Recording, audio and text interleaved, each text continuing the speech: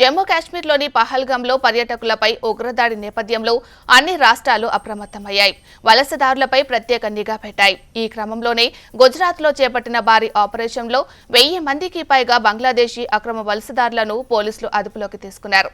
వీరంతా తప్పుడు ధృవపత్రాలతో రాష్ట్రంలోకి ప్రవేశించినట్లు గుజరాత్ హోంమంత్రి హర్ష సంఘీని వెల్లడించారు. శనివారం తెల్లవారుజామున 3 గంటల నుంచి రాష్ట్రంలోని పలు నగరాల్లో పోలీసులు పెద్ద ఎత్తున తనిఖీలు చేపట్టారు. ఇందులో భాగంగానే అహ్మదాబాద్లో 890 మందిని, సూరత్లో 134 మందిని అదుపులోకి తీసుకున్నట్లు హోంమంత్రి తెలిపారు. వీరంతా పశ్చిమ బెంగాల్లో సరిహద్దులు దాటి భారత్లోకి ప్రవేశించినట్లు పేర్కొన్నారు. అక్కడ ఫోర్జరీ పత్రాలు పొంది దేశంలోని వివిధ ప్రాంతాలకు వెళ్లినట్లు తెలిపారు. ఇక రాష్ట్రంలో పాక్ జాతీయులు ఎవరైనా ఉంటే కేంద్రం తీసుకున్న నిబంధనల ప్రకారం వారు కూడా వెంటనే గుజరాత్ను వీడాలని స్పష్టం చేశారు.